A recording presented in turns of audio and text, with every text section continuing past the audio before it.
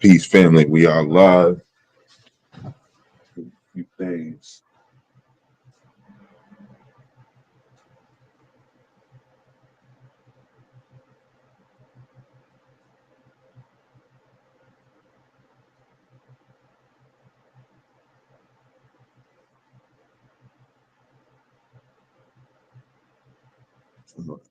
It's all set. Got a juicy one for y'all today.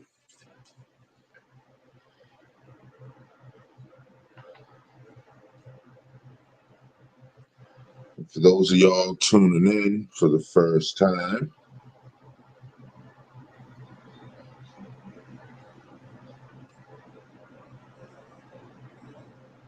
we want to say welcome to the THVT podcast. Give me a second while I get some things in order here.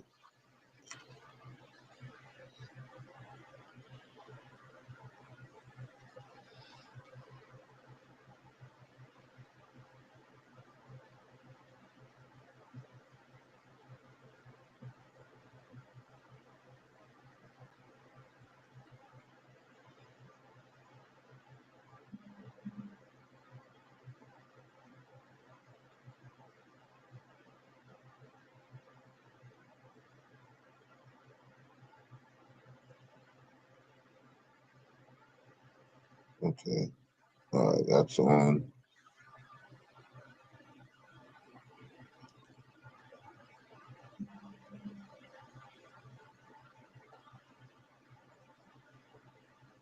How's everybody feeling out there? I know that retrograde, the energy surging is just sending everybody in all kinds of different ways. You know, one thing we can never escape is energy. We are energy itself. So escaping it is definitely not something you're just gonna be able to do. If you know how energy works, you know that's absolutely unapologetically and unequivocally true.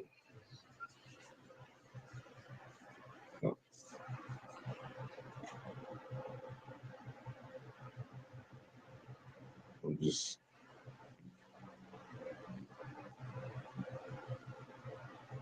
getting some things set up here.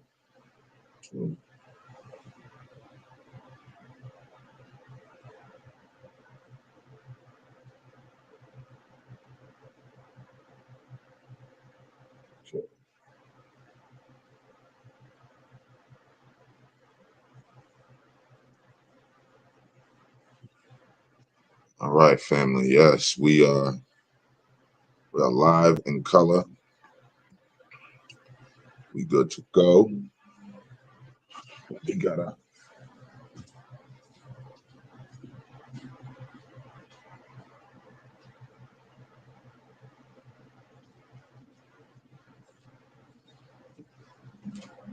juicy one for y'all. Like I said, we got a nice juicy topic today, and we got an even better topic planned for next week. That was supposed to be this week.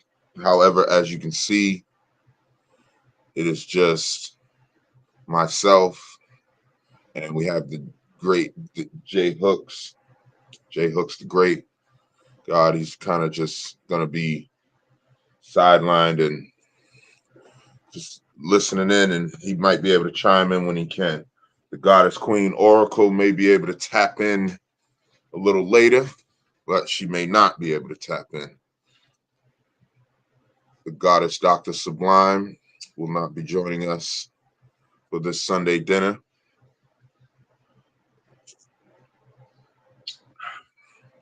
But we gonna save the real juicy topic, the topic that everybody, the billions around the world right now can relate to. And we're gonna save that for when everybody's tapped in. So we'll do that next week or next time we're all here, because they are definitely going to want to speak on that. So without further ado, we'll get into today's topic. All right, why do some people not claim Christian? All right, and I got a clip for y'all that's really going to open your perspective on the matter, because there's a lot of different perspectives, there's a lot of different ideas, a lot of different rhetoric about why people don't claim, why people don't want to be associated with any particular religion. And some of you may get it, some may not get it because of your beliefs or whatever, and that's okay. But we're all here to have a conversation so we can all figure this thing out called life. So the the the thing is, when we are all doing our best to figure out life. Give me 1 second. I gotta make sure we lock that so we don't have that moving on us again. But yeah, it's a juicy topic for me, because I like the idea that we are all equal, we are all the same, we are all here to do a job, we are all here for a purpose, we're all here to learn, and the earth is our master class. So the earth is our master class. Fix that camera a little bit. If the earth is our master class, right, then we should be learning from others. However, we've been taught and systematically pre-programmed by society to not learn from others. And because we don't know what we're dealing with, we fear the unknown, right? And then what do we do with what things we fear? We destroy it, right?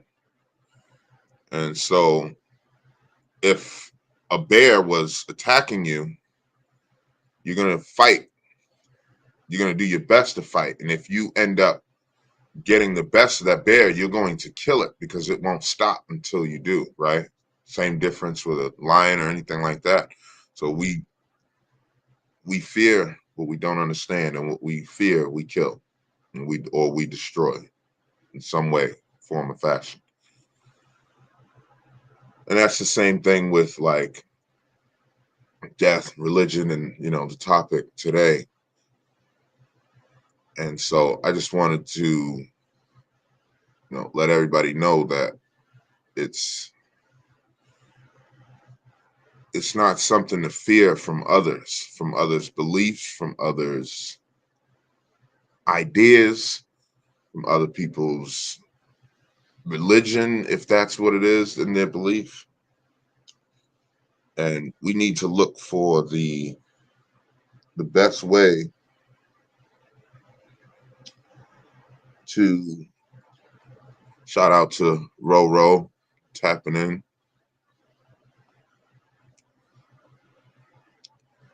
And the best thing to do, in my opinion, is to learn from that person, from that thing, from the entity, or if you can, some things, people, places, ideas, or whatever just won't give you the opportunity to learn from them, because they may be stuck in a pattern of seclusion, or a pattern of self-content, or even a pattern of just toxicity where they're unapproachable. And so when we talk about the topic of religion, it's a very hot topic, it's a very volatile topic, I should say. And I don't think it should be. I don't think it should be a volatile topic, like politics. I could sit and discuss politics for 6, 8 hours with someone and not feel the slightest bit of disdain or, contempt for that person. you know I won't dislike or hate that person any less because they prefer George Bush over Bill Clinton. you know it doesn't matter what my views are. They have their own perspective of the situation. At the end of the day, are those two people fighting each other, right? And we could learn a lot from politics in that manner because they only really go to war with each other when it's time for the race. And it's not really a war. They go to battle, let's say, or they're playing chess. They sit down and play a game of chess. And they're doing this in such a way that is, I don't want to use the wrong word here. They're doing it in a healthy manner, the way they go at each other, as far as I'm not going to turn it to a gang war, and not to say that all of them operate that way, because some people are, should I say, some politicians are definitely, yeah, how you doing, buddy? Some people are definitely more, excuse me, some politicians are more apt to get in there and actually commit some things because they don't like the other person. But for the most part, we can watch a presidential debate, and these two individuals will present their arguments and will present the argument in a way where they're not like, how do I say it? This is probably the best way. They're not Crips and blooding the entire situation. You know, I gotta fight you. I gotta come over and smack you because you just said something opposite of what I said, right? And so that needs to be looked at, because that's not everything they do is correct, but that debate, I believe, can really level the playing field on how we treat each other. Because I can sit and talk to you about something that you really just dislike, and I could feel a different way about it.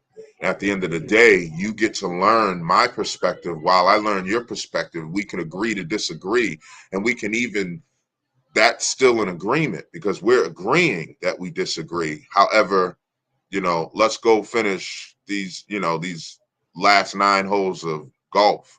Let's go finish these dominoes, card game, whatever. Pour me another drink. You know what I mean? Like, get your bush loving ass in there and get me a drink. I got the last one. And folks can actually still remain friends. But people will say, I don't even want to be friends with this person because they believe in this politician versus, or this political party versus what I believe. That same thing with like Christian or Muslim, Hinduism, or Jewish. It. I don't think Judaism or Christianity or Muslim, Hinduism, I don't think any of them should be fighting. Because what I've learned in my studies is that they all have a piece of the puzzle. If it's not one piece, if it's not several pieces, it's at least one piece they can add. And that puzzle needs to be put together. And in order for us to put the puzzle together, we have to talk to each other.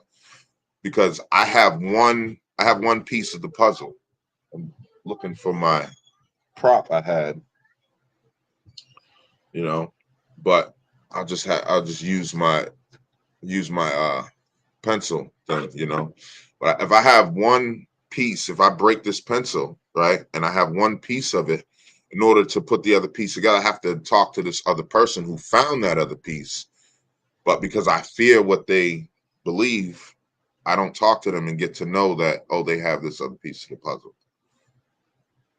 And nobody knows it all. Nobody has it all. And until we're able to say to ourselves, I don't know anything, that's when it's going to actually start to change the world. I had a conversation with a brother yesterday that was, very powerful about, the change of the world. And it's so simple. Some of the simplest ideas would literally change the world if more people would just adopt it. Just more people adopt that idea. And it's not to believe what the other person believes. It's just you're all heading for the same destination. I use this as a reference. You know, I love riding motorcycles, right? And if I'm riding my motorcycle to the beach, and you're driving your truck, and someone else decides to take a bus, right, or a train there, but their train arrives at the same time, or even a little bit later, and I arrived there a little bit earlier, but the person in the car arrived before me because they left before me. But we all meet up at the beach. We all arrived at the same destination. We did it in a different way, right? And that's what it all comes down to. So why do some people not claim religion? And I'm gonna break that. I'm breaking that down now, but I believe Dr. Jordan Peterson is gonna break that down for you much more better, much more articulated than I can, right? Because I'm gonna use references. I'm gonna use my own perspective, and I like his perspective. He's a doctor, so he's definitely going to have a different idea on how he sees religion, how he claims what he claims, because I believe that's the best answer to give somebody. Even if you wholeheartedly believe in something, you should really be careful on how you declare it, because you declare something and it may just be that the entire idea was to trick us, or to trick you, or to have you, thinking something, saying something that is not really what you're thinking, right? And so, I'm definitely gonna enjoy playing this again. I loved listening to it, and I pray that you guys get some sort of message from it. So I'm gonna go ahead and play that, and then we'll play it a little later if others tap in. As I see, we got a few people in the chat. Uh, and before I play that too, make sure y'all smash that like button. Those who are here, who are in there, it really helps our algorithm. And if you liking the content, don't forget to subscribe. Uh, but yeah, make sure you smash that like button if you liking this content, because we are getting to a day and age now where people love themselves enough to where they can really love others, and they want to be in concert with other people. uh this same brother I was speaking about yesterday, you know he had mentioned something that I thought was so profound. He said, I don't really have, friends or family over like that, and not that he doesn't want to. It's just the way it is right now. And who wouldn't want to entertain every now and then, and just have some like-minded people around who just want to, for instance, play a game of basketball or game of spades, and we're laughing about even losing, or we're cheering the other team on, even though the person's not on my team. Like, that was a beautiful day I had spent yesterday. And I encourage everybody to find something like that in their life. I believe that they would absolutely benefit from that. Your children will benefit from that. We are social beings. So to be isolated or to be alone is just, we've already proven scientifically that is not a good thing. It's not a good thing at all. They're studying isolation, especially in prisons where people are under solitary confinement for an extended period of time. That's been proven that it's a major problem. And in order to get to more social settings, we have to let go of our differences. And it doesn't matter what that person believes, it's just their perspective. You may be able to change their perspective. My perspective has been changed multiple times, but that's because I love to listen. I love to talk with others and seek out. I'm a student of human nature, what I call it. So I'm going to seek out the alternate side of things. So, without further ado, let me play this video, and it's titled "Why Dr. Jordan Peterson Doesn't Label Himself a Christian." And his answer is just mind-blowing. Even though he answered it, but he didn't just answer it like, oh, yes or no, or, something simple like, well, I don't claim it because of this reason. He breaks it down why, nobody should be claiming anything, because we don't fully understand what has been placed in front of us. We all know we've been duped. We all know we've been lied to on a magnitude scale, and for millennia we've been lied to. So let's go ahead and play this clip real quick. My last question for you is such a curious one that a lot of people want to know. Why is it that when people ask you if you're a Christian, you don't really answer it like straightforward, like, yeah, I follow Jesus Christ, I'm a Christian?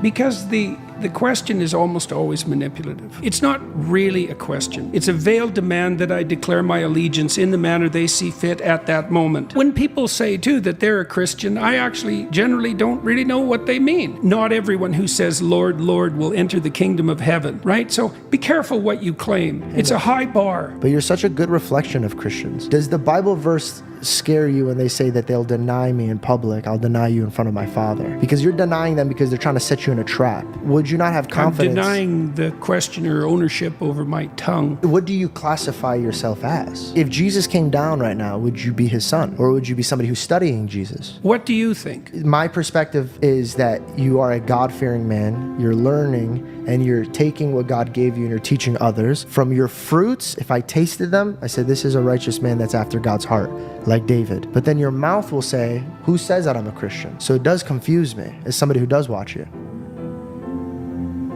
That's a good answer.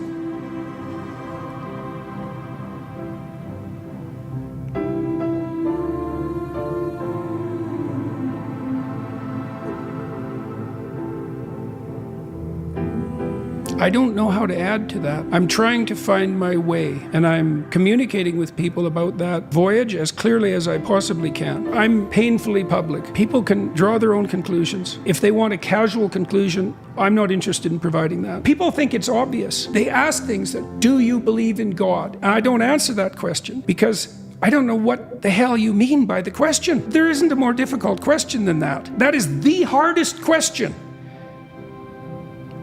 Well, it's simple. You say yes or no. It's simple, isn't it? The entire religious enterprise of the human race for the multiple millennia we've been pursuing our upward aim, that's all simple. It's not simple. What does believe mean? Does it mean you go to the cross willingly? And if that's what it meant, would you say that you believe? Because that's what it means. My last question for you is such a curious one that a lot of people want to know. Yeah, that brother just broke it down, why he doesn't answer that question, because it's not an easy question to answer when you really think about it, and I'm gonna play it again and stop it at two different points that I want to talk about, and I want to definitely hop on one topic he mentioned in the beginning where, he said, others want you to declare something in a manner that they see fit. I'm paraphrasing, but I'm going to play it so you can hear him say it again. Why is it that when people ask you if you're a Christian, you don't really answer it like straightforward, like, yeah, I follow Jesus Christ, I'm a Christian? Because the question is almost always manipulative. It's not really a question. It's a veiled demand that I declare my allegiance in the manner they see fit at that moment. When people in a manner that they see fit at that moment. So it's a demand.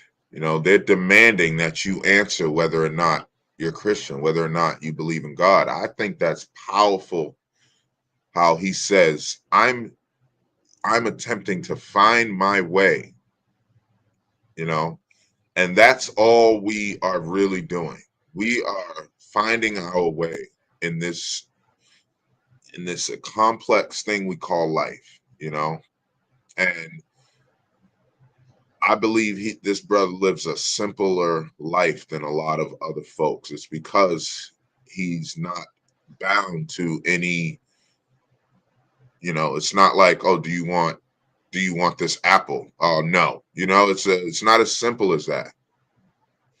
So I really truly believe that, when he says, they just want you to declare your allegiance at that specific time in a manner that they see fit. That's so true. We know that throughout history. Every religion has literally beat it into their subjects, and excuse me, maybe not every religion. There's some out there that just kind of took the peace path and said, this is what we're on, and a lot of people have followed that. But the main religions have they were at war in the beginning, and they were, you're gonna accept this doctrine, I'm gonna hang you or I'm gonna burn you at the stake if you don't declare this. And I totally agree with him on how we should be answering a very vague question like that.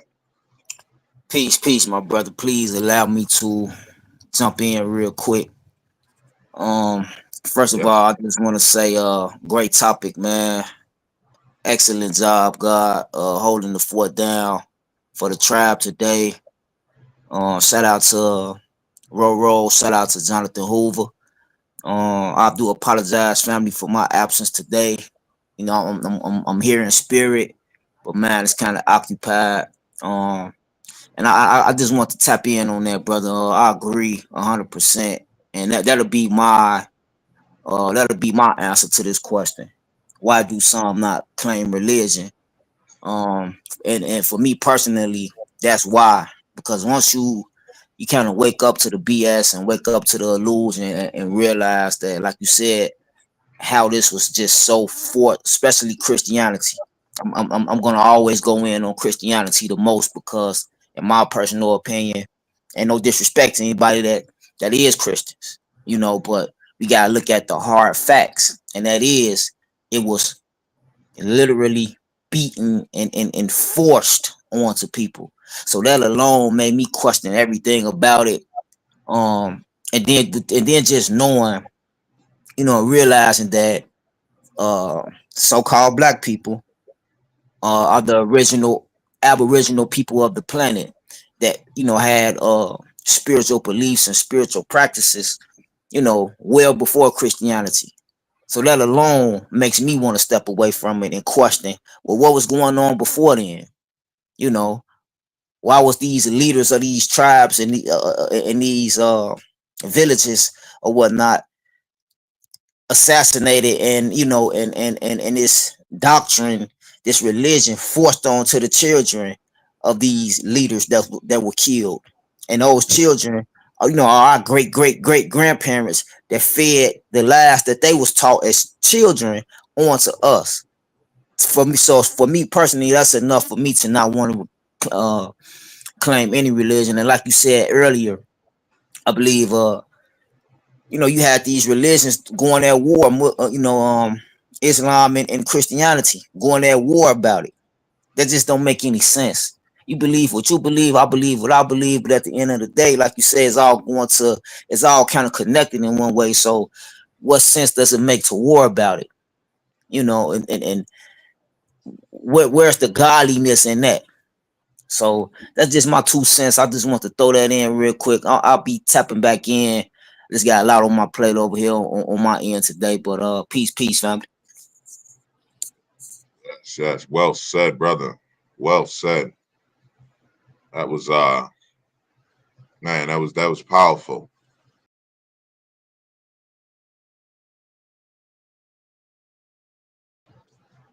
That was just too powerful, honestly. You know, I totally agree with you, brother.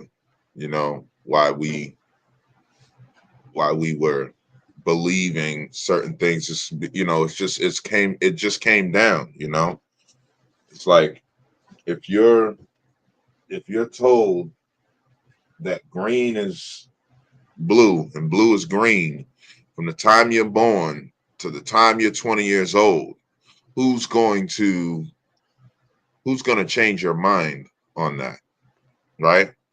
It's not until you decide that you no longer want to be indoctrinated, or you don't want to just trust what you're given, is when you're going to actually seek out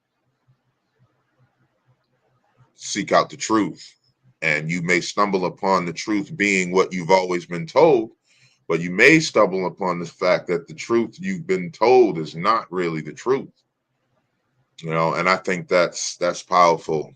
That's a powerful way to deal with that. You know, Dr. Peterson is a brilliant man, and you know, he's definitely 5D in my opinion, you know, for sure, because as he said, you know, I'm just finding my way, you know, which in other words is I don't know anything.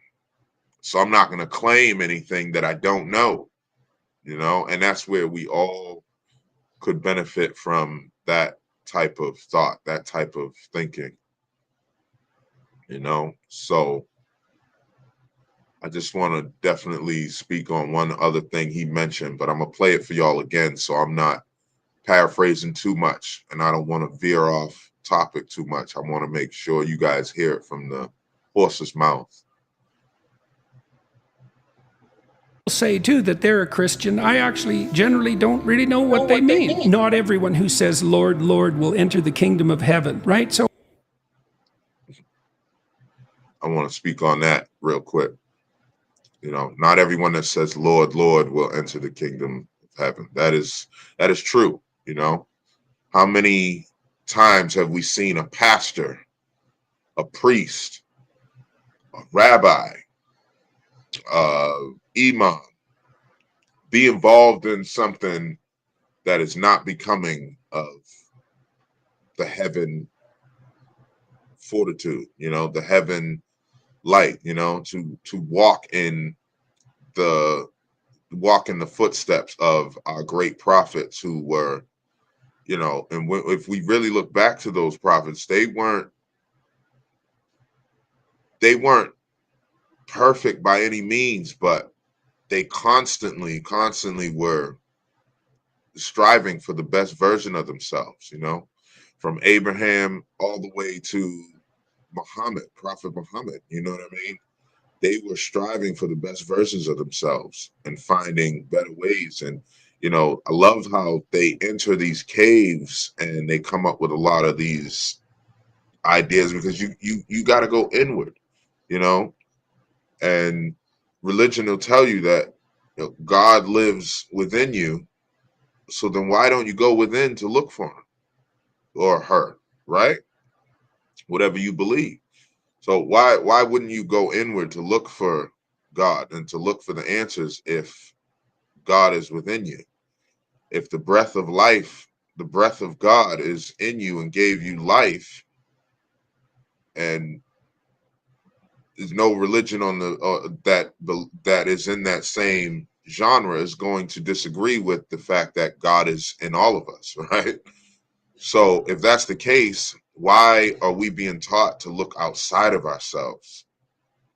You know, we're being taught to look outside, and we know that religion can be tainted, it can be misguided, it can be changed. And, you know, how many times has the Bible been rewritten, right? That's just a fact. That's not rhetoric. That's not hate or propaganda. That's not me attempting to get you to believe what I believe. That's literally just an idea that is based on facts. You know, we don't know what's really going on because we weren't there to keep record of everything, and we know the records have been passed on. You know, we know for a fact that, and they admit this themselves, that the Bible was given to Shakespeare for 2 years to let him do what he wants with it. You know, why was that? You know, what was he doing? You know what I mean? And I speak about this all the time because when they got the Bible back, the King James Version 2, it was altered. There were a lot of passages in there, or you might call them verses. A lot of things were changed after he, you know, it's different from when he got it to what he delivered afterward, you know, and what gives him the right to say, I'm going to change this part of it because I feel like it. And this is why we need to know that man is faulted. We are all faulted. And we all could subject ourselves to power, control, money, and that could guide our decisions. And if that's the case, then what exactly are we following, right? So it's not to say that there's a bad thing in being Christian or Muslim or Jewish or whatever, right? It's just to say that really go in and study what you want to be. Would you want to be the best version of yourself?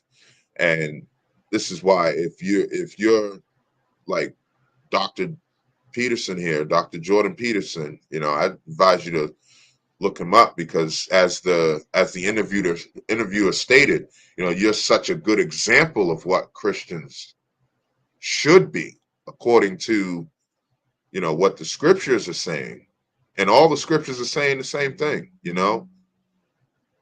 You know, don't fornicate this, and don't, you know, overindulge in this, and, you know, stay away from this thing, and, you know, don't lie and cheat and steal. They're all saying the same thing, you know. However, that's not being followed.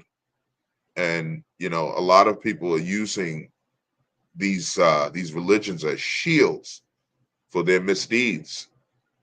You know, one thing I want to speak about what I know, and, you know, I don't want to toot my own horn or anything, but, you know, I believe that mirror living, which is what I practice, may be a religion one day. Not, you know, not in the sense of what we know of religion today, but it's going to be a way of life for a lot of people that want to just be the best versions of themselves, you know.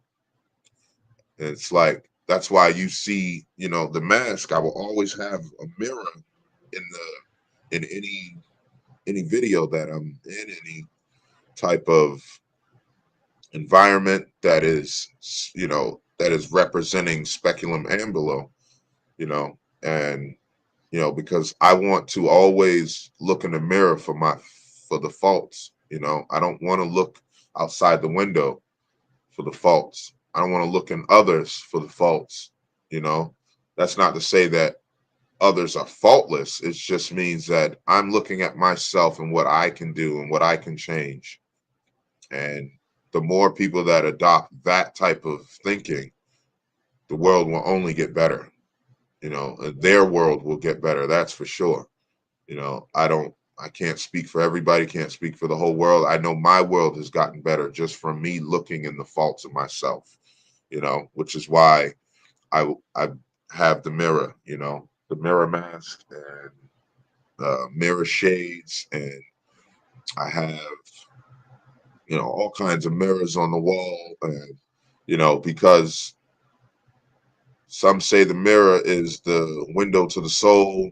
Some people are afraid of mirrors. or don't like mirrors. You know, I love mirrors because it reflects exactly what you put into it. It doesn't have, mirrors don't have right or wrong, or like you have to alter the mirror to make it do something else. Like you walking in some like a there's this mirror in an aquarium that'll turn you upside down when you walk into it. It's because of the way it's folded and the way it's bent. Like that's you altering the mirror. But an actual reflection, if you just go to the water and look down, it's going to reflect exactly what you are. Period. It doesn't discriminate. It's not biased.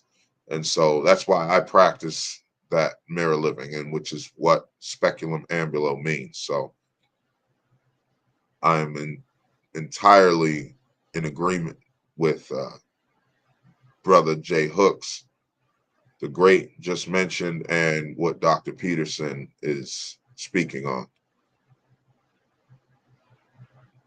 Be careful what you claim. It's a high bar. But you're such a good reflection of Christians. Does the Bible verse scare you when they say that they'll deny me in public, I'll deny you in front of my Father? Because you're denying them because they're trying to set you in a trap. Would you not have confidence? I'm denying the questioner ownership over my tongue. What do you classify?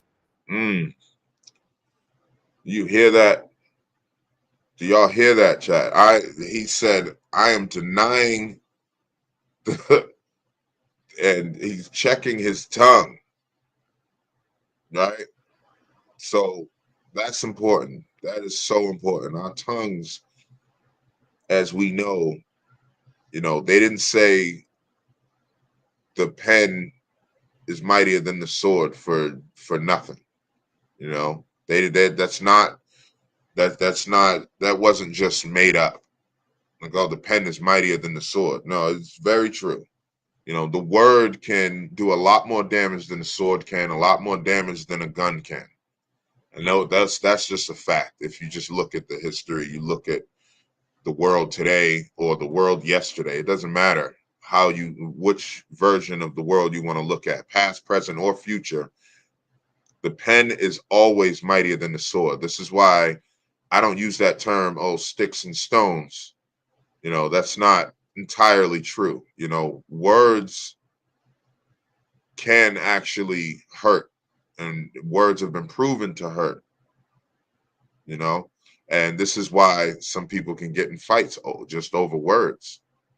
So the pen is absolutely mightier than the sword, and you can uplift an entire nation, or you can destroy an entire nation with just words. And if you don't believe that, you can definitely go and read The Prince. You can read The Art of War. There's some literature out there that'll explain why words are very, very, very powerful.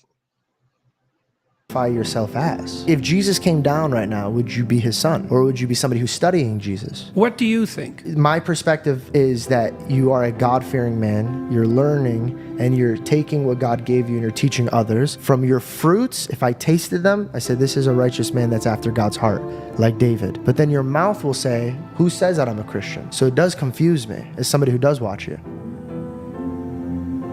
That's a good answer.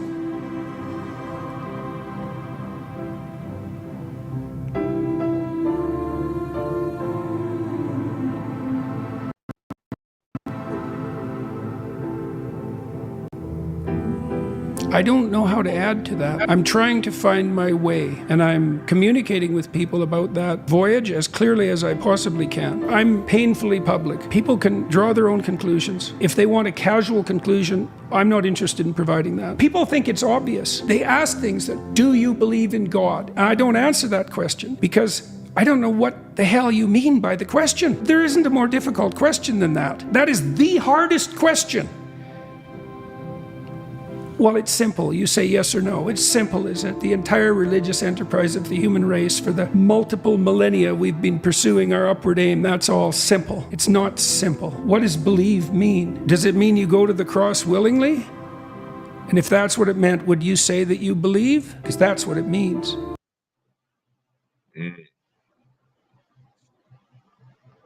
So our meaning is so important. You know, I love the fact that he paused for such a extended period of time before he answered. You know, most would just rush right into an answer and say, you know, just give, you know, whatever answer that comes to mind. But he went inward and he processed the question. And, you know, I believe that that's powerful, because you're not just going to give out any answer. You know, it's worth it to take a second and really think about what you're going to say. That way you're not saying the wrong thing, or, you know, the right thing for just one particular agenda. Right. And, you know, the thing I wanted to speak on is why I played it again too, is he said, I am attempting to find my way. Right. That is so important. That is one of the most profound statements in this entire clip, to me, you know, in my opinion. He said, I am attempting to find my way. Now, I know he said the T word. I don't really like the T word because, you know, in my opinion, trying is lying. You either do something or you don't do it. You know, is no trying about it. You know, I'm doing my best to find my way. I am attempting to find my way, right? To me, anyway. And until I can find a better word for that, you know, that's what I'm using now. But it's important to note that finding our way should be the only real true answer to a lot of these questions. I am finding my way because I don't know anything. You know, and like he mentioned before, like I've said before, for millennia, we've been duped, we've been persuaded, we've been tricked, we've been beaten and told you are going to believe. And it doesn't matter. This isn't about, you know, race, creed, or color. Everybody's been duped and being into a belief system that is not their own, right? Flat out bamboozled. Yeah, flat out bamboozled. You know, I love watching children because they are the example of what finding my way really means. You know, kids are not going to judge another child based on their belief, based on their religion, based on the color of their skin, based on their race. Children don't operate that way. They are taught that, right? Babies growing up together of all different races are just going to play. You know, they're going to judge on how this one's playing. You know, you're not being fair and you're hogging the ball. That is the problem. That is the only issue with the child. You're hogging that toy and we're supposed to take turns. You know, that's the only issue they have. You know, they don't see the world through the same lens that we see it. It's because we've been taught a certain way. We've been told that Caucasians are bad, or Caucasians are responsible for this, that, and the third, and melanated people, black people are responsible for this, that, and the third. And, you know, that may be true to some degree, but it's not a general consensus. It's not absolutely true. What is true is that those people have been taught from someone else to believe this or to think this. So when we take a step back and we really look at ourselves and say, what am I doing with my life to find my way to be the best version of myself? If that's taking this scripture, but not taking this one, then that's what it means, you know. And for me, that's what I found, that certain scriptures, certain surahs, verses, books, certain things just resonated with me and others didn't. You know, there's certain books in the I forget which exactly. I have to, you guys can also look this up too, but there's certain books in the Catholic faith, right, that literally you can tell was written by some man, right? And it suggests that the altar boy is to do the priest bidding, no matter what it is. Now, I'm paraphrasing. I don't know the exact scripture, how it's wrote. I do remember reading it, and I said to myself, that is why these altar boys are being used and abused by so many of these priests. You know, and we know the priest, that's been a parody for the longest time. You know, keep your child away from the priest. You know, because he's gonna. But and not all that doesn't pertain to all priests. Some are actually, living their best life through the eyes of the lens that they see fit. You know, then the scriptures, they're not taking that scripture and saying, "Oh, I want to go and rape a little boy," but some of them are, and it was written by someone. You know, we can all agree that the divine love that is the creator, that is the source, you know, didn't write that and say, yeah, go and, rape these children, these minors, and fuck their head up to the point where they can't operate as young adults because they've had this on their mind for the longest time, and y'all, I know you guys remember them years back when the priests were just being found. So many grown men were coming out and saying, this guy touched me, as a priest or whatever.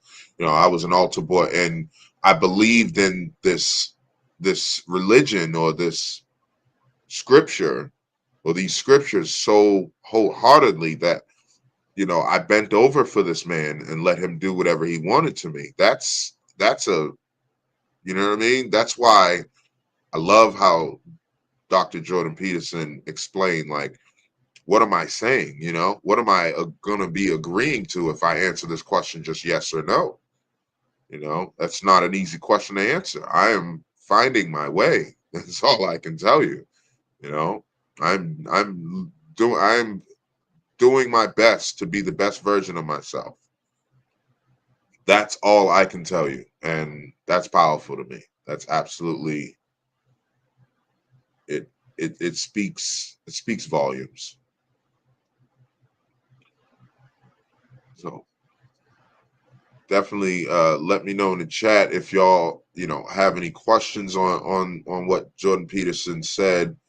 If y'all have any perspectives or anything that you've come across in your years that's made you say, I'm not gonna believe in just anything. I'm just gonna kind of walk my own path and find my way, or I believe in the divine or whatever. I believe in God. I'm not really big on religion, or I am big on religion. Let me know definitely in the chats. I'm not judging. I really pray that you don't judge myself or the tribe, also because we're just finding our way and we're having these conversations that nobody wants to have, whether on the internet or in person. Nobody wants to have these conversations because they believe that it's going to lead to a fight. That's why they say don't bring politics in the workplace, right? This is what they're saying. Don't bring politics in the workplace. And it's like, you really can't bring politics anywhere. The way it's been, it's always a battle. It's always a struggle. It's always an argument, and it doesn't need to be. It doesn't matter if you believe in George Bush or I believe in George Bush, or you believe in Bill Clinton, or the other way around, vice versa. It doesn't matter what that is. What matters is we are all doing our best to find our way. You are in the same boat as I am, because if we're talking with each other, like, how many people can just walk up to, a billionaire and just start having a drink and a conversation with them, and go into their house and hang out? How many people can do that? Let's be honest about it. If we're being honest, that's not gonna happen. So you mingle with your own kind. So if we're both at the same job and we're both working this construction job or whatever job, and they say no politics in the workplace, I've never had an issue with that once I've said my piece. Most people have always said, man, and they never thought of it that way. I've changed a lot of people's perspectives on, and there's always that person that's, oh, I don't discuss politics. I'm like, oh, who'd you vote for, just to kind of get it going. And I know what most people are going to say, and they do. Oh, I don't discuss politics. And then I say, why? Oh, it leads to an argument. I said, but why does it have to? Why does it have to lead to an argument? Right? And then they have a hard time answering that question. And then I proceed to go in, and give my perspective. And then it's got them thinking like, wait a minute, why are we arguing about politics? It doesn't change, you know what I mean? We're still in the same boat. No matter who gets in there, I'm still going to be working this job right next to you. Meanwhile, these two guys are out playing golf with each other after the race is over or during the race. We've seen that too. They're going into Congress and they're saying, my opponent wants to sign off on this bill, but here's why I don't want to sign off on this bill. It will destroy the infrastructure that has built America, and we need the smaller jobs or the smaller businesses because they create jobs, and blase, blase, blase, right? And the other guy has his perspective. It's a dance that they're doing. They're not fighting, So why are we? Why are we fighting over the things that really don't concern us? Politics, religion, all this stuff was here before we got here. Yet I'm going to lose a potential friend just because I don't like the fact that he voted for Bill Clinton and I voted for George Bush, or he's Muslim and I'm Christian, so I can't be friends with this person, or I'm not going to be friends with this person because of that. I think that's completely insanity, in my opinion. You can disagree if you want. That's what we're all talking about right now anyway. Disagree however you feel is fit. If you disagree that, you think that we should be fighting over the religion thing, and, another war has to happen in order to figure out who's right, Christian or Muslim or Judaism or Hinduism or Buddhism, or, I mean, they were all speaking a great message, like, what's a lot to love about Buddha? Oh, because he was a man. Oh, so it has to be, there has to be a supernatural force for you to believe in it then? If that's the case, then we are sorely lost, because we are men right here, right now. And how many people witness the supernatural every day? But yet we cling to that as our guide and savior, right? But Buddha was a real person, a real guy who said, I'm going to meditate and I'm going to sit in peace. Mahatma Gandhi was a guy that said, I'm going to do this in a peaceful way. I'm not, I'm going to live my life this way because it's peaceful for me. I don't want to fight. Mother Teresa said, I'm not ever going to a anti-war rally. Let me know when you have a peace rally. I'll be right there. I'll show up. I think it was Mother Teresa said that. It might have been Gandhi. Somebody said that. One of them said, I'm not going to an anti-war rally, but let me know when you have a peace rally. Right. And it goes to show the language that we use. Anti-war, you're mentioning war. You're mentioning conflict. And when you mention the thing you actually want, that's what actually happens. So I think it's important to note that our language plays a big part in how we see things, how we view things. And the universe speaks frequency at the end of the day. It's all about the frequency you want to be on. You want to be on the frequency of robbing, killing, stealing, drug dealing? Or do you want to be on the frequency of life, love, happiness, harmony? That's what it boils down to at the end of the day. I played a great game of, cornhole yesterday, and it was a great outing. I really enjoyed myself. I had played before. I didn't really know the rules. I just kind of, was throwing to get the bag inside the little hole or whatever. And, I didn't know that there were points that were getting taken away, and there were points that were actually, given to you when you just land on the board. Or, I didn't know this stuff. I was just kind of messing around at the fair here in town with my wife and my son. We were just throwing the bag, just, having fun. And then we learned the rules yesterday, and it was even more fun because now it's like, oh man, you took my points away, and we had such a great time. And win, lose, or draw, it was just an excellent setting to, uh, to actually, play the game. And that's all. That's what it's all about. We got to play the game the way it should be played, in my opinion, and it should be played in the most harmonious way.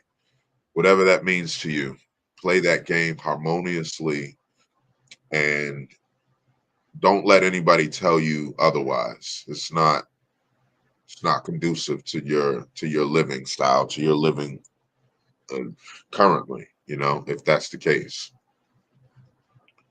we definitely need to, do our best at being the best versions of ourselves.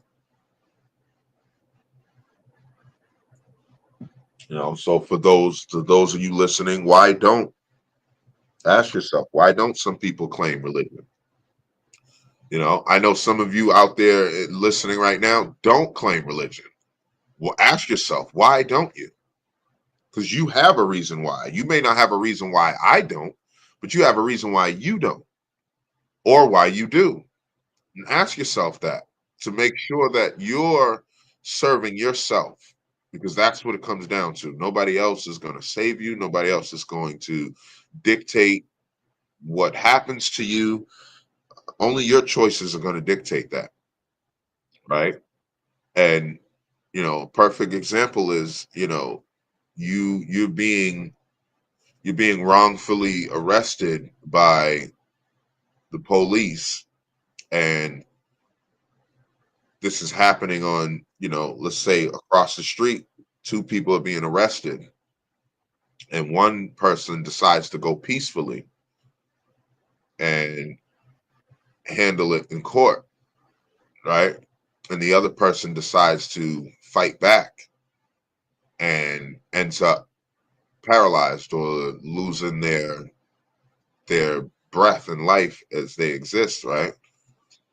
And a lot of people are going to look at that situation and say, man, if he would have just calmed down, like it wasn't even like they were really beating him or anything where he had to fight back. He just was fighting because he didn't want to be arrested. But you can protest that while they're putting the handcuffs on you, and you can also protest that in court. And sometimes that may turn out to be, a lawsuit where you actually now are rendered a reward because you were wrongfully arrested, where the other person loses their life just based on the choice they made to fight with this person that has a gun, and they have a bunch of team members behind them that are going to assist them in arresting you if they can, but you go for that person's gun and now they end you. Is that, was that really the best way of going about it? How many of you would actually say, oh, I'm gonna do it that way? You might want to take another look at your reality and your perspective on how you view things.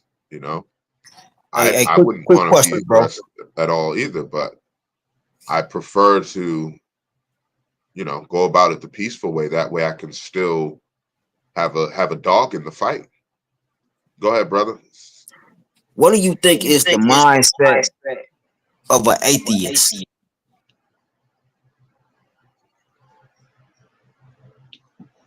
What do I think is the what of an atheist? The mindset of an atheist. Since the topic is about why do some people not claim religion, what do you think the mindset behind an atheist is? Well, in my experience, in my study, we've found out that, and this is just based off the facts and what they believe, that's a religion also. And a lot of them will disagree, but when we look up the definitions of these things and these words that we use, we figure out that, oh, this is actually true. Like the definition of insanity is doing the same thing over and over, expecting a different result, right? And you're not changing anything. So you can't, you're not able to argue with the facts, right? So they'll argue that they're not a religion, but technically you are, based on how you operate. See, atheists, in my opinion, they just didn't want to be a part of the indoctrination of religion, and not only that, they actually don't believe that there is a thing called, or a being, or a source, right, that is higher than themselves or higher than us. They don't believe that this thing or being exists. And yet they believe in things like karma, or, like you still believe in something. I think their mindset is it's very closed-minded. It's not open to interpretation at all. That's just my opinion. And speaking with some of them, they operate in this manner. They're very, very closed-minded, most of them. And some of them are just, they claim atheists because they don't really know what the word means, but they're not going to claim Judaism or Christianity or Muslim. Like we had a well, he doesn't call himself that anymore, but we had a neighbor who said, that he was an atheist. He said, I think I might be atheist. And I broke it down for him. I had to get my book out and stuff. I'm not going to do that right now, but I had to get my books out and like break it down to him, like, technically you're really not atheist, as you said you do believe in a higher source. Atheists don't believe in any higher source. They don't believe that there's a God. They don't believe that there's any of that, so, which is kind of scientifically incorrect. If they were to look at it on a factual scale, that couldn't be true, because there are so many forces that are higher than you. The force of a tornado is higher than an atheist, you know, and it dictates which way you're going to go. If you get caught up and swept up in that storm, you're going to go which way that tornado sends you, period. There's nothing you're going to be able to do about it. So for them to think that there's no higher source above themselves, you know, it's just, in my opinion, it's asinine. Yeah, I would agree. I do think it's a little far fetched to not believe that there's something higher in all of this. But I think that the atheists, some of them, the mindset comes from trauma. I got a cousin that kind of been through a lot in life, and he just don't believe God is real because of some of the things he went through. So I think that that could be the situation for a lot of them. And for those of the atheists that's looking at it from that aspect, I don't agree, but I can't say that I don't feel where they coming from. I could totally understand why a person to feel like it's just so much evil and wickedness going on in this world. How could that be a God? So I do understand that. I don't agree with it, but I do get why they could feel that way for sure. Absolutely, absolutely. Yeah, that brings me to a point of, you know, I was watching this interview, and you know, this musician, this artist, I'm not going to mention his name, but he said he didn't believe in love because he never found love. However, in the statement prior to him saying that, he had spoke of the greatest form of love, which was source, creator, God, right?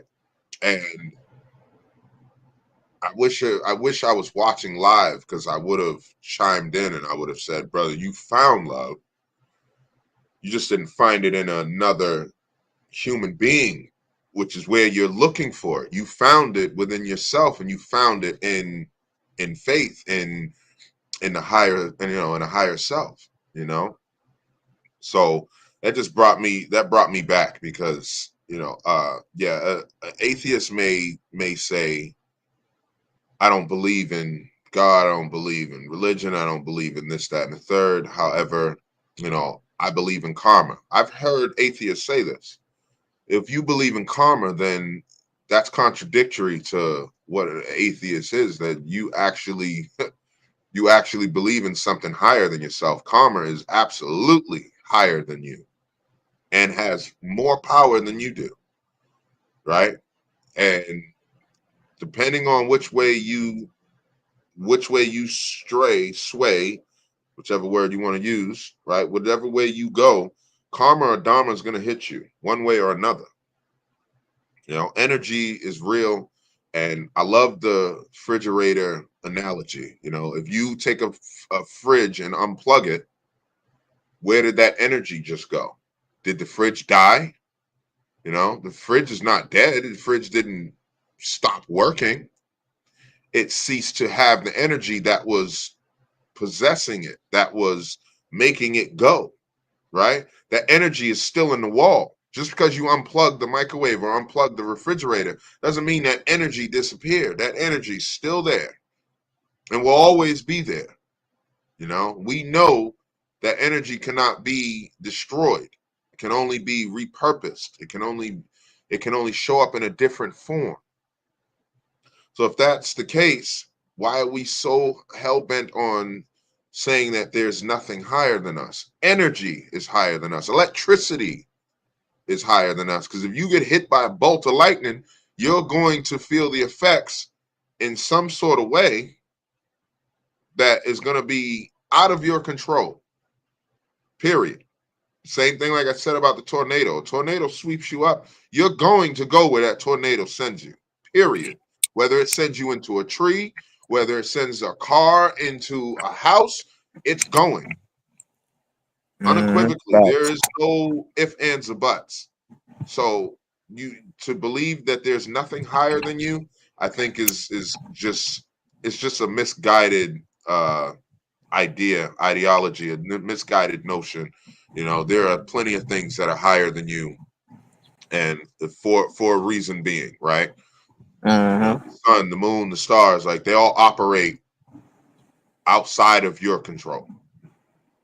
You know, you're not going to No, go I outside honestly think the that sun. that would be an interesting conversation to have one day. If we can get a hold of an atheist, if we can find one, I think that'll be interesting conversation just to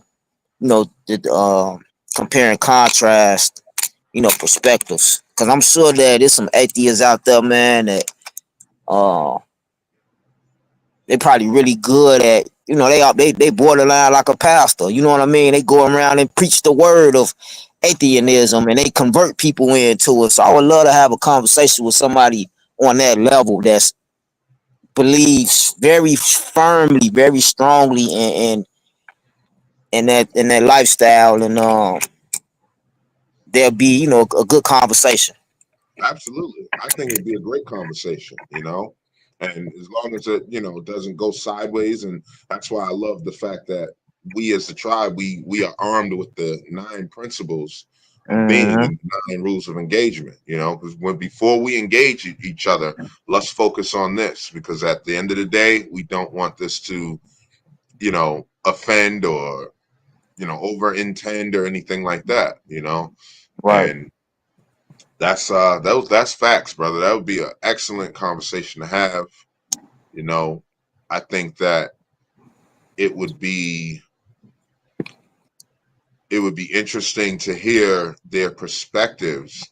You Mm-hmm. know, it'll give us all some enlightenment. You know, and I have a feeling that we would agree in a lot of different areas, because some areas are just science and facts, and you know, gravity, you know, is here, and you know, when you let go of Mm-hmm. something, it drops, it falls, you know. And so some Mm-hmm. things just, and you know, I don't like the C word either, but some things just cannot be disputed.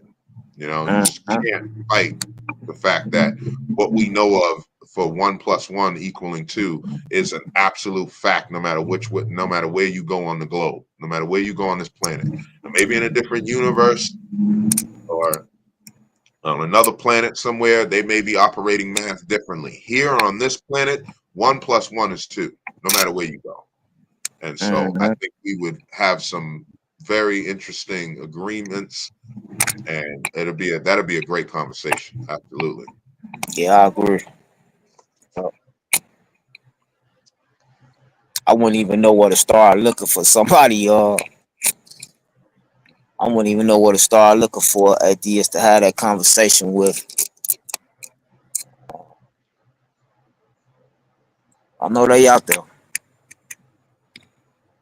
and I think that's like you said, that's what'll make it interesting because I'm only looking at the atheist from the aspect of, oh, I don't believe in God, but like you said, they believe in something, and I'm sure that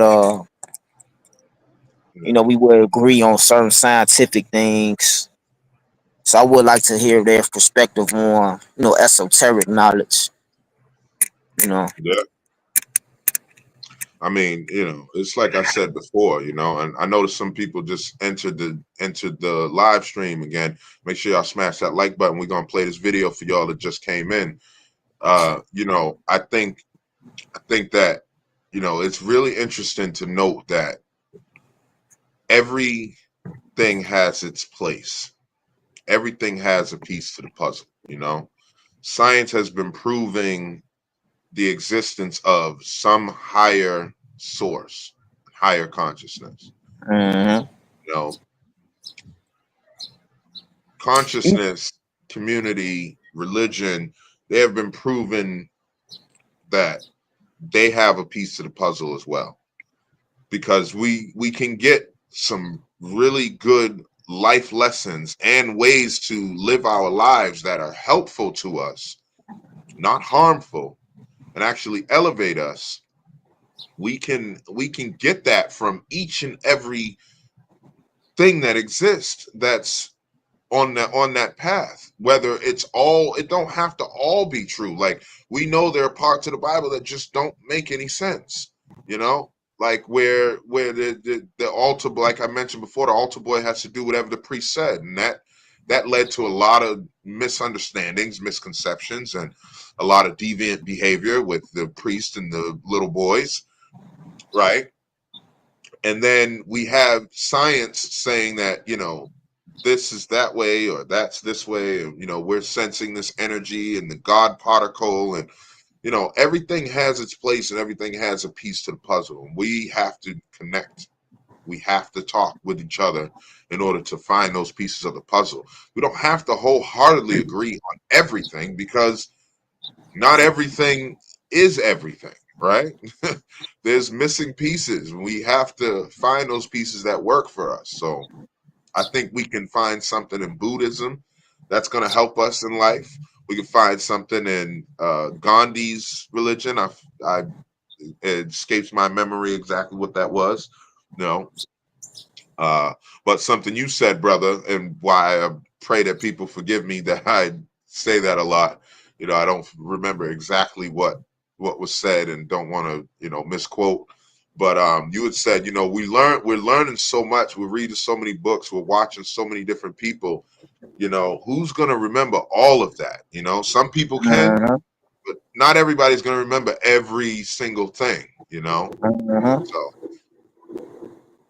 Also, from a scientific aspect, I found real interesting the other day. I was watching the brother B Dale video, and he had a side by side picture of our brain cell and the universe, and it's almost identical. Which left apparently it's now it's like I guess it's a question that's kind of floating around in a scientific community of what if what we looking at in the universe is the brain cell to a larger mind. You know what I'm saying? And I just found that just kind of made me just say, whoa, what if that's the case? What if the universe that we living in, since it's these talks of higher powers and source and creator and all of that, what if our universe is the brain cell of this higher source or this God that we're talking about? You know what I'm saying? Yeah. So that was just powerful to me, man, and it just really made me make the connection of we are gods and goddesses as well. Because what if our brains it's the same thing going on, but by us not knowing and being tapped into that ability, we don't have the same creation power because we've been dumbed down so much to believe that we just humans. Yeah. Yeah, it goes back to what Dr. Jordan Peterson right here, and I'm gonna play the video again for you guys who just tapped in. But it goes back to what he was saying, like I am finding my way, that's the answer. I am finding my way. What do you believe in? I'm finding my way. I throw my hands up. I am finding my way. If that's what we said, I believe we would get to that place a lot faster. We won't be bound to the distractions, and I'm so glad you mentioned that. I'm gonna play this video again for those who just tapped into the chat, just tapped into the live stream real quick, and then I want to speak on that, universe being matched with our, looking just like our brains do. I always kind of felt a certain way about that, but I'm gonna mention that after this real quick and play this for them again. My last question for you is such a curious one that a lot of people want to know. Why is it that when people ask you if you're a Christian, you don't really answer it like straightforward, like, yeah, I follow Jesus Christ, I'm a Christian? Because the question is almost always manipulative. It's not really a question. It's a veiled demand that I declare my allegiance in the manner they see fit at that moment. When people say, too, that they're a Christian, I actually generally don't really know what they mean. Not everyone who says, Lord, Lord, will enter the kingdom of heaven, right? So be careful what you claim. It's a high bar. But you're such a good reflection of Christians. Does the Bible verse scare you when they say that they'll deny me in public, I'll deny you in front of my Father? Because you're denying them because they're trying to set you in a trap. Would you not have confidence? I'm denying the questioner ownership over my tongue. What do you classify yourself as? If Jesus came down right now, would you be his son? Or would you be somebody who's studying Jesus? What do you think? My perspective is that you are a God-fearing man. You're learning and you're taking what God gave you and you're teaching others. From your fruits, if I tasted them, I said, this is a righteous man that's after God's heart, like David. But then your mouth will say, who says that I'm a Christian? So it does confuse me as somebody who does watch you. That's a good answer.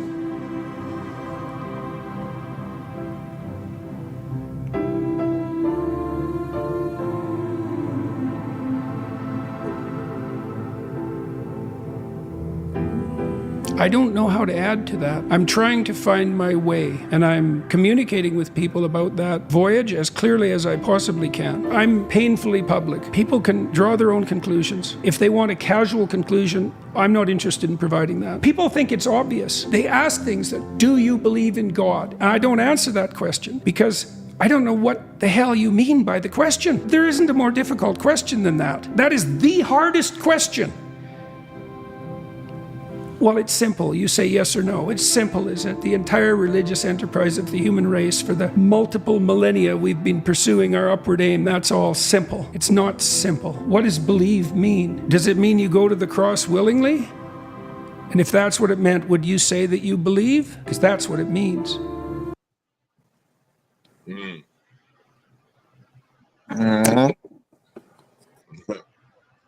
I'm finding my way through it, and I'm communicating that voyage with people. You know, that's what the tribe is doing. You know, man, the goddesses, brother, they would be absolutely have such an immense perspective on this topic. Yeah, absolutely. Yeah,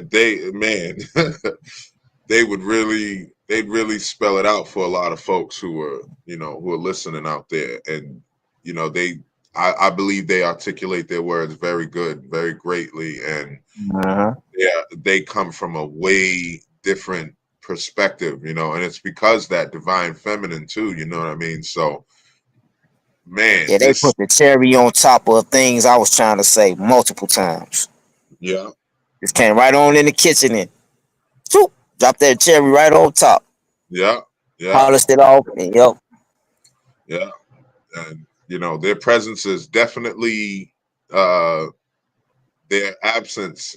The absence of their presence is definitely noticed. And shout out to them, and we pray they getting their stuff in order and doing what they need to do. And they might be missing in action, and what I mean by missing in action doesn't mean like they're just missing. It means they're doing some actions that need to be done for themselves, and for the things they got to do. That's on the matrix side of life. Those things we have to do. So, but yeah, I like how he mentioned. That's such a hard question, because if you were to say, yeah, okay, yeah, I believe in God. And, when you start looking into things and you realize, okay, God in the Bible, anyway, we don't know anything. We got to remember that we don't know anything. But in the Bible, God killed more people than Satan did. Matter of fact, Satan didn't kill anybody. Not one soul. And you won't find it in the Bible anywhere. But God struck down entire civilizations, entire tribes, Sodom and Gomorrah. He struck. That's not to say it wasn't needed. I'm not arguing whether it was needed or not, or what. I'm just saying, when you look at it prospectively, God killed more people than the devil did. So it's interesting to look at, and to hear this man say that's a hard question, because how do I answer that, without claiming to be something or fitting your narrative in your mind, in your head. I'm going to fit your narrative if I just say, yeah, sure, Yeah, I'm Christian. Or yeah, sure, I'm Muslim. Or no, I'm not. I'm going to fit your narrative that you've painted for me. That's honestly, that's still a hard pill that I'm trying to swallow myself, man. Just having random conversations with people, and sometimes I'll come across somebody that's just seem so full of light, and just so tapped in, but yet they are still kind of like be on that Christian card, and I still have a hard time trying to completely figure that out. How you could be so tapped in and know that we've been so bamboozled, we've been so lied to, we've been so manipulated, you know, but they still follow that Christian card. I don't get it, man. I You, don't you get know, it.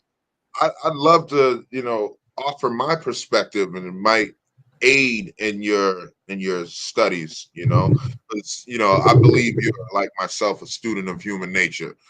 Based on Mm-hmm, our conversations. I love that term. I'm a student of human nature. mm-hmm, I want to learn as much as possible. And what I found is those who have tapped in, because I know exactly who you're talking about.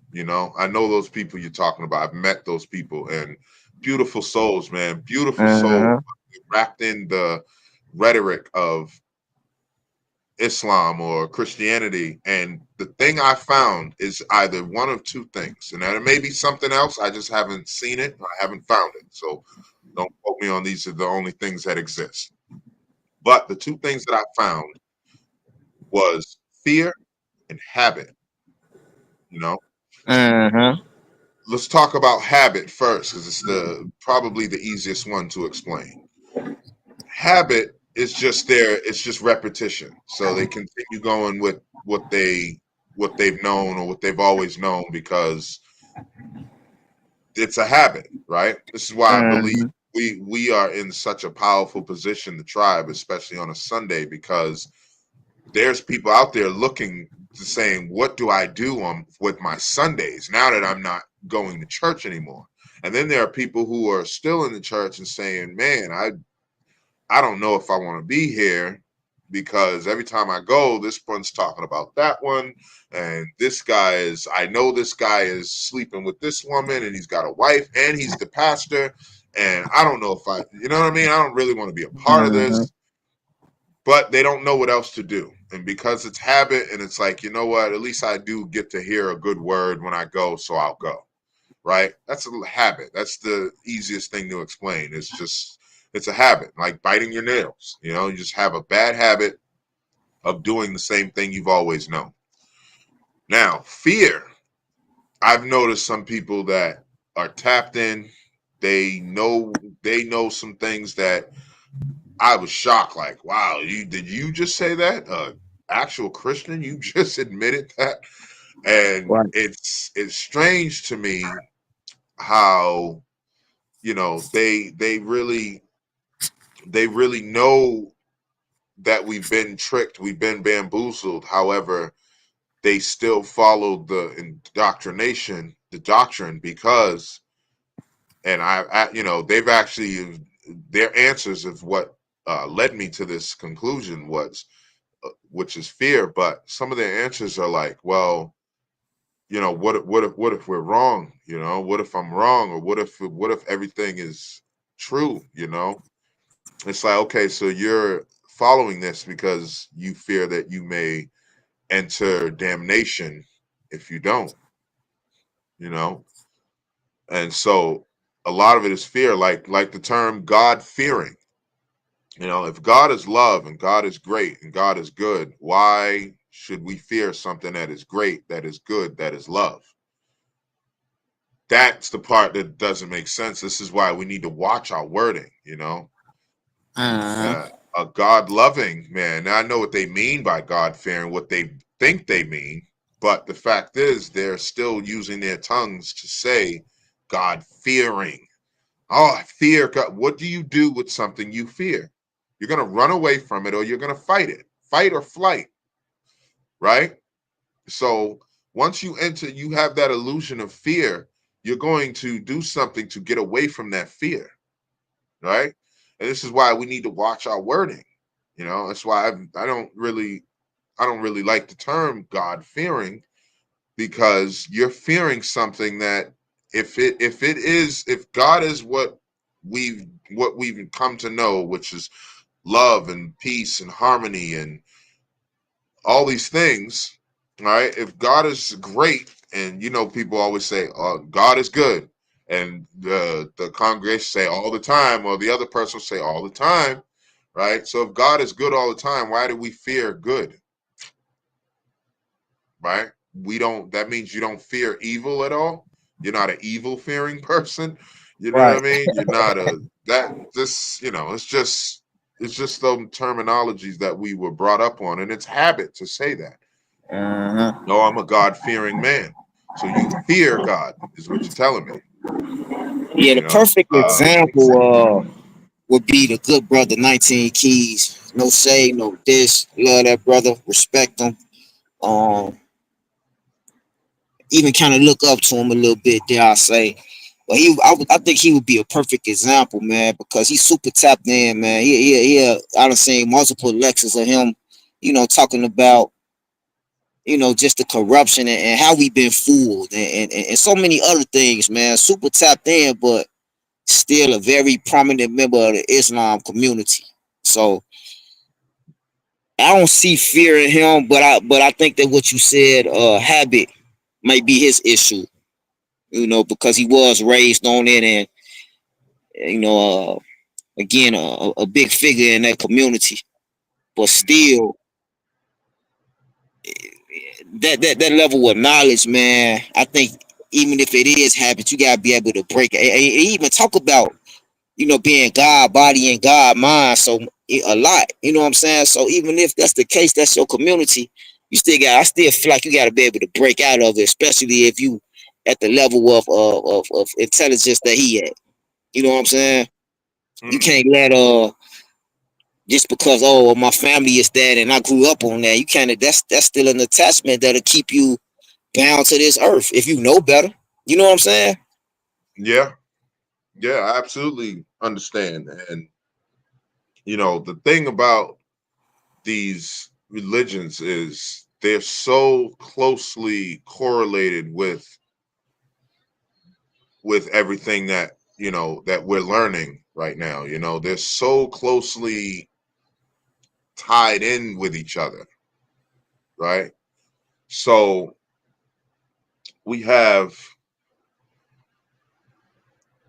like Christianity, for instance, right? Well, you can find things in that will literally speak to a spiritual person who is non-religious at all, who is not operating in that wavelength, in that frequency. However, they take a scripture from the Bible and they use it and apply it to their life.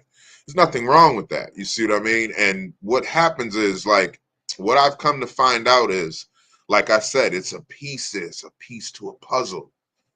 And so some of us are not meant to break away from that. We're meant to stay in that, because we're going to draw the rest of those who we congregate with. We're going to be able to draw them into the mindset of, oh, I got to really appreciate this other person, regardless of the fact that they're a different religion than me, regardless of the fact that they're, a different political party than I am.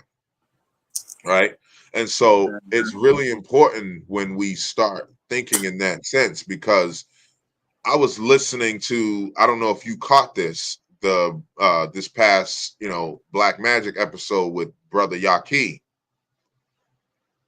Everything he mentioned about food, and he was just talking about food, you know what I mean, and his diet and how we should eat and how we should, think, or, not all of us. He's just saying how he does it and what he's found that's worked for him, and what we all need to find out what works for us. But what's crazy, everything he said, I learned that through Islam.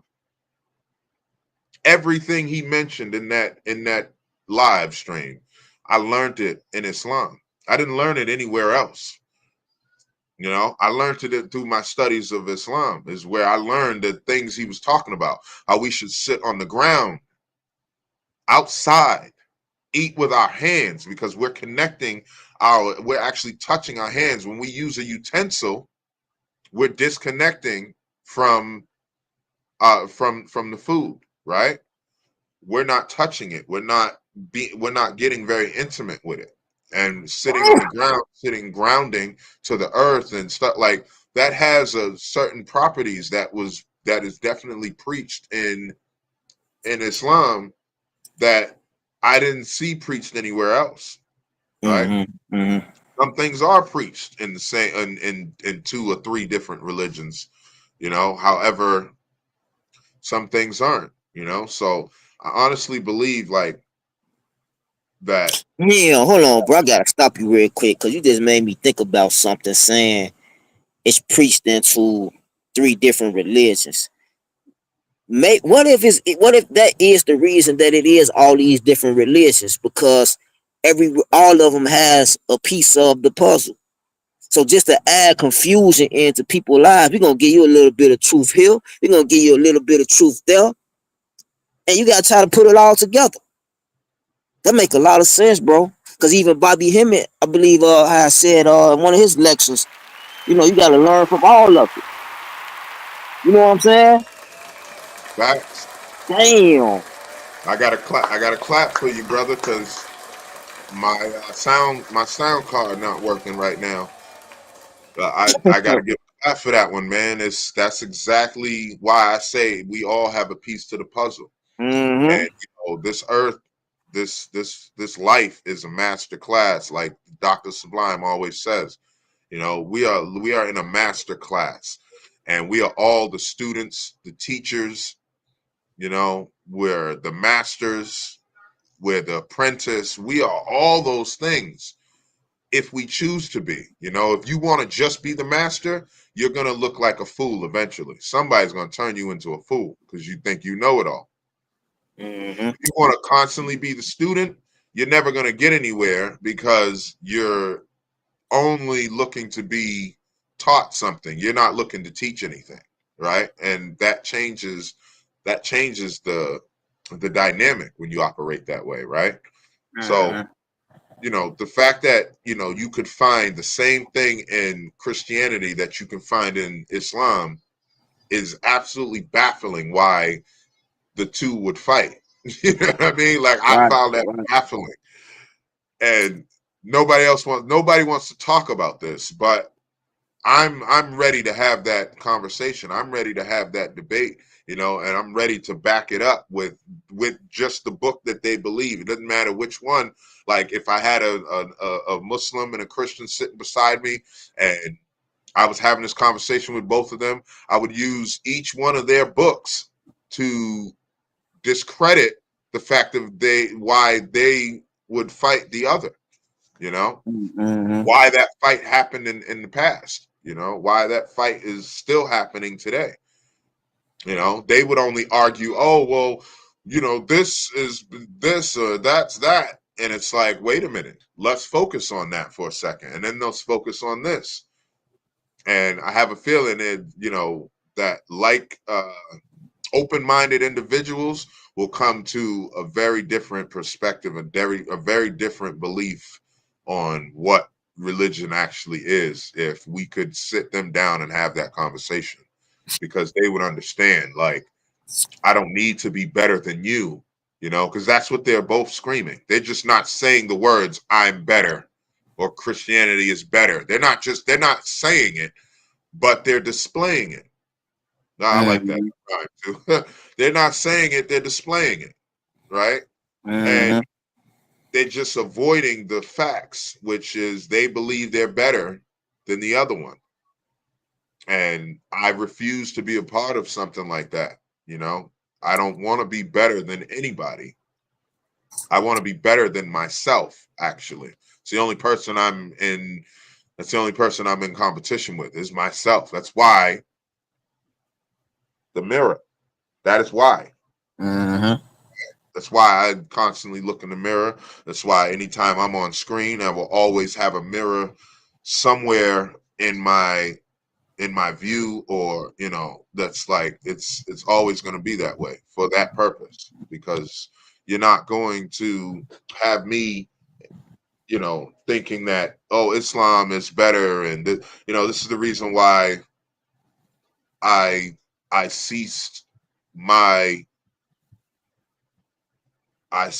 claim on certain religions. I was Christian. The only thing I've never been was, Jewish or Hebrew Israelite, or I haven't been any of them. Mhm. But I've been Christian or Baptist, however, whichever way you want to put it, and I've been Muslim. And What's the difference, bro? What's the difference between Baptist and Christian? Because I'm technically, I grew up Baptist, but to me it was always the same thing, man. So in your opinion, being both, what's the difference? What's the main difference, or one major difference you can point out? That's the thing. I couldn't really point out a difference. And when I asked, they couldn't really point out a difference either. You know what I mean? So Right. that's the reason why I just said, I'm not going to be this anymore.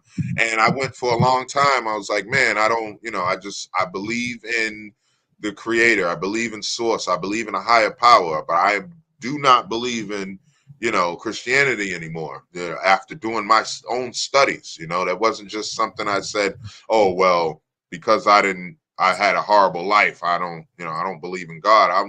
I will never say that. That I don't believe in a higher power and a greater source of being, because I've seen it with my own eyes. So I just couldn't follow that indoctrination anymore. And then I came across something I never knew of. Like, I heard of it, but I never knew how deep it went. And, I came across Islam and I started studying. And then I said, oh man, this fits me. This is what it is. This is the truth. And, and so I said, all right, I'm going to be, Muslim. I'm going to be a part of the Islamic community. And then as I kept studying and kept digging and kept going, I said, wait a minute, something ain't right about this either. Right? So once I came to that conclusion, that's when everything changed. But if it wasn't for Islam, I would have never found what I found, in my recent years, in my current status, my current thought process. I would have never found that without Islam. If it was just Christianity I'd went through, I would still just be, a lost, in my opinion, I'd be a lost soul, just, believing in source, but not tied to any, type of real meaning behind it. You know what I mean? Now I have a purpose, I have a meaning, I have reasoning. I can explain why I don't do Christianity. I can explain why I don't do Islam. And part of that is what we've mentioned here today. You're saying you're better, and they tell you, and I'm sure there's people in the Islamic community that would dislike me for this, but they say you're supposed to hate the kuffar in your heart, the non-Christian. You're supposed to hate them in your heart, but not out in public. Wait a minute, I don't want to have any fucking hate in my heart, gang. Right. You know what I'm saying? What are you talking about? Right? So I don't type want of that. foolery and sneakery and deceptiveness is that? Hate them in your heart, but not out in public. What? Right. That mean you smiling in my face, but you know what I'm saying? Yeah. But I hate whole you. Time you want to take my place. Yeah, because you're I love that song. Because you're kuffar, because you're the kuffar, which is what they call it, non-Muslim, or non-believer, right? It's really what it means, what kuffar means in Arabic. And it's like, I don't want to hate anybody. I don't want to hate the Christians. Oh, we got to be better than the Christians. And they would say that in the khutbah on Fridays at Jumar. They would say these things, and my ears have never resonated with that. When my mom said, don't bring that white boy to this house anymore. I could not agree with that. First thing where she messed up at is she taught me logic. That was the first thing she taught me, and then she taught me right from wrong. Those are the main things she taught me before she taught me anything about God, higher source, racism, anything. She taught me right from wrong, and she taught me logic, sense. And once she gave me those two things, not even her word, if it didn't make sense, I wasn't agreeing with it. I may go with it just because I'm in her household, and she'll beat my ass because, you know, it's her word and she said what she said, whatever. So I gotta, you know, obey. But at the end of the day, some things I just didn't obey. I didn't agree with, you know. I didn't agree with you going out spending food stamp money on drugs, you know. So I made her show me how to operate the calendar, show me the days of the week, and show me how everything works. And she sat there and taught me. She had no idea that I formulated a plan in my head. I was 3 years old at this time, bro. She formulated a plan. I formulated a plan in my head. I said, okay, so she taught me that, and I went and practiced and memorized it, the calendar and the days of the week. And then I came to her about, I think maybe 3 weeks later, maybe a month later, and I said, okay, so what day do you get the food stamps? This is just a random question to her. But this is how the drug mind thinks, you know. She's not thinking that this 3-year-old boy is a step ahead of her. And once she told me what day she gets her food stamps on, I swiped the card and I would hold on to the card, and she couldn't find it nowhere. And I tell her, you ready to go shopping? We gotta go shop and get some food. Right? I'm 3 years old at the time. I should not have this responsibility at 3. This is why my son is, you know what I mean? It's why I'm raising him the way I'm raising him. Go ahead and be a kid, man. Be a child. You know, I shouldn't have been put on the stove at 6. And she had already been teaching me at 3 how to cook. I just wasn't allowed to touch the stove until I was 6. When I was 6, she put her plan into action.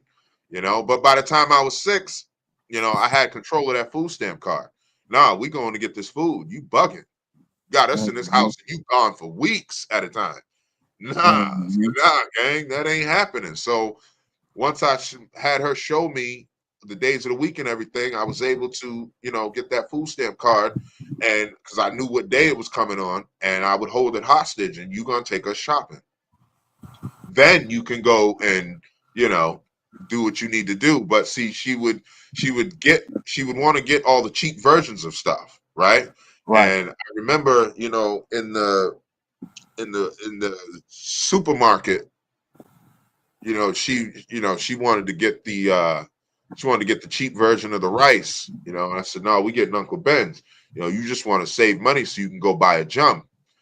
And the whole supermarket, that whole aisle was just looking at her like, and there was nothing she could do. We are in public, you know, you just want to go buy you a bump. That's what I called it, not a jump. It was a bump. You just want to get you a bump. And, you know, she just wanted her little piece of crack. And the more money she saved, the more she would be able to get. But that means her kids go hungry. And I wasn't fucking having that. Right? So once I see something that's not logical and it enters my ears, my brain processes it logically. What sense does this make that I should hate these people because they're non-Muslim? What's the sense that I should hate these people because they're non-Christian, or I should hate these people? And they preach that, bro. They preach it in the church, in the mosque. Like, if you ever went to a Kippah and Jumu'ah, that's why I encourage people to go and really study this stuff. Go and sit down, really listen with open ears and an open mind, and really pay attention to what's being taught to you. You know, and you're going to see like, oh, wait a minute, this is all a game that has been placed upon us, and we don't even know the fucking rules. We playing a game, we don't even know the rules. You know what I mean? So we're being played. That's like playing chess with somebody, and you don't know the actual rules. They're telling you the rules that they want to tell you. The rook can do anything he wants, and the queen can do anything he wants, but the bishop has to do this, and they switched every piece. And every piece has a different purpose. You playing the wrong game. you know, and then in the middle, oh no, remember the piece can do that. It's once you learn the game, you learn the rules, then you can actually play the game for real, you know, and you can play it the way you want to play it, you know, just like in chess. Once you learn the rules of the game, you play it the way you want to play it. If I want to open up with my knights, I can do that. If I want to open up and I want to come full force with my queen, I can do that. You know, you better find a way to stop me. You know what I mean? So, yeah, that's what I've learned, bro. Yep, yep. Well said, my brother. Well It's said. definitely a hot topic, though. You know, but it's a topic that is absolutely necessary in this day and age. You know, well, in all day and age, in the past, present, and future, this topic needs to be forefront because people need to understand they don't have to fear these, you know, this higher source that they call God. If going by what they believe in God, Christians, and well, I didn't learn this in Islam. I've never seen them say God fearing, or you know, they don't use that term. Maybe some of them do, but they never used that term when I was in the mosque and in the studies of Islam. They never used that term, you know, God fearing, because there's nothing to fear. Mm-hmm. But if we're going by Christianity and the beliefs of Islam or whatever, like there shouldn't be any discord amongst the humans as a people. And once we get past that, and once we can start connecting with each other and start having these conversations, that's when things are going to change. It's gonna change their life dramatically, drastically, in such a great way, because now they're going to have friends they never knew that they could have. They're going to see love in places that they never thought possible, just because they've opened up a little bit. Well, it's about to be a lot of changes anyway, because you know, it's been these talks of these government officials talking about creating a, you know, one world order, and in the process of doing that, they want it to be one religion. I don't even understand with the way they indoctrinated people to believe in what they believe in. I don't know how they think they gonna just get everybody to just get on one accord of Christianity. Because they make it seem like it's something that's gonna just happen. Like, oh, we're gonna just set a law and everybody's gonna be what? You got people that's ready to die behind, that have died behind Allah. You know what I'm saying? Yeah. Literally. So how I just that just Well, goes to show you it's all just a big mind game with these people, because I don't even know how they think they gonna pull that off. That's gonna take generations well, to. go ahead. No, that's it. Yeah, I mean that's how they're gonna do it, though. That's exactly how they're gonna do it. Is how they did it in the past. You know, they're just gonna do it on a bigger scale. You know, the same way the Romans did it, same way the Muslims did it. You know, they're gonna fight and they're going to die. They're going to go to war for this cause. And if they have enough people believing or indoctrinated, then they'll have the numbers, right?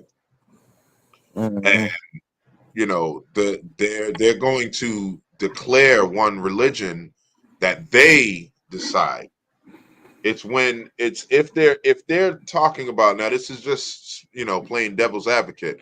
If they're talking about one religion where it's every religion, no matter what you think, that would be the religion, then that's the only way everything's going to work. That they declare that it is no longer acceptable for you to speak on or to how do I want to word this, for you to judge or, you know, attack somebody based on their belief. That's the only religion that's going to work. It's a religion of humanity. You know, that's the only religion. If they're I agree. talking about that, that's the only thing that's going to work. You know, the religion of us being who we want to be, true, absolute freedom. If that's the Yep. religion, then it'll work. But if they're talking about anything other than that, and now somebody has to convert or change their pattern, that's never going to work. You're only going to be met with resistance, whether it's a small few, and we know when the numbers are small, they're hidden. They have the ability to hide in plain sight. You know what I mean? They teach us that in the movies. We've learned that in the Muslim battles. You know, they were always outnumbered and always seemed to win because their faith was strong and they were going by, like, same thing with Jesus and the 12 apostles or whatever. They were strongly outnumbered, right? When we do our actual history and look at the facts, Jesus and his apostles were outnumbered, and they still were able to overcome people that were attacking them. It wasn't until Judas decided to, you know, look out for and save his own skin is when everything fell apart. So Yep. Yep. Well, yeah, again, my brother, I want to salute to you, man, for uh, holding it down for the tribe today. Shout out to the tribe. Shout out to our sisters. Shout out to everybody that tuned in still. We gonna this is a rough day for everybody today. Or at least on a couple of our ends. Oracle just got kind of busy today. But yeah, I'm getting ready to tap out, man. I got some other stuff I gotta do today. So I'm getting ready to go take care of that. And yeah, man, I just salute you, my brother. Much love. Appreciate you. I appreciate you too, brother, and definitely appreciate the goddesses as well, man. They was definitely here in spirit, and I did my best to convey some of the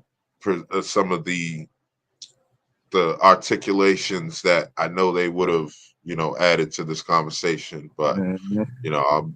I'm not them, so I can only speculate on what they would have said. I know it would have been some great cooks though, that's for sure.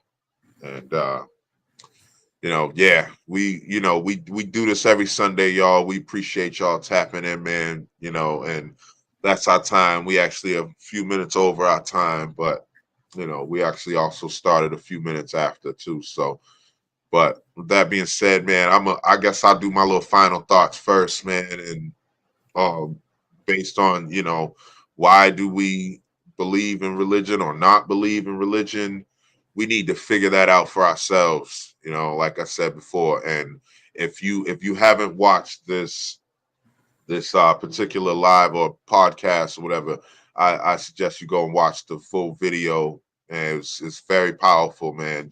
Dr. Jordan Peterson is he's 5D in my opinion, for sure. He's definitely tapped in. He's not claiming nothing that he don't know about. He's on his journey. Like we all are on our journey. Some of us just don't realize that we're on a journey. And so we accept these doctrines, like I told y'all, I was Christian and Muslim, and then I realized, wait, I'm being tricked, on all sides. I got to go and find my own way. And I started digging and digging even more. And the more I dig, the more freedom I actually find within myself. And the peace that I have inside of me is so much better than what I had before. I thought I felt peaceful with Islam, but then I was being told that I should hate, and that's actually in some writing, some hadiths, which are accounts of that are outside of the Quran. But those hadiths were telling me that I should hate the kuffar on the inside, hate them in my heart, but still show them love out in the, like, that don't even make sense. So anyway, that's my final thoughts. Yeah, yep. That's what's up, God. I mean, I don't really have too much to say about me being so absent in this one. I would just advise people to taste truth more than anything, and it's gonna be, and if you decide to taste truth, it's gonna be some hard pills to swallow. It's gonna be some stuff you're gonna have to cut off. You gonna it's you may very well have to change your entire mentality. But I think that if you consider yourself a righteous person, all the cutoffs and all the stuff you're gonna go through is worth it. It's gonna hurt, but it's gonna be worth it at the end of the day to know the truth of things, and not just going along with things because that's what you was taught and that's what your family told you and that's what the pastor said. Man, seek truth, and but whatever you decide, if you do decide to take religion and that is your truth, then that's your truth. But all I'm saying is just, if you got the time, just dig a little deeper. Um, I'm Jay Hooks the Great, and then that'll be it for me this week. See y'all next Sunday. Ashe. Yeah.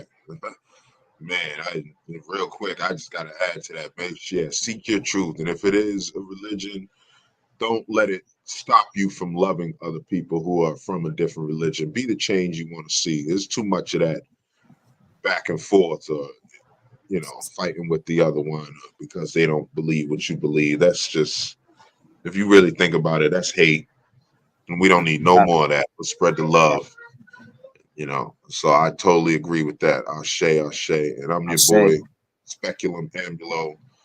I am a walking mirror. And remember to always look in the mirror for the change we want to see and love your journey. Make sure y'all smash that like button, subscribe, and tap in with us next Sunday. We all always keep the topics juicy for y'all.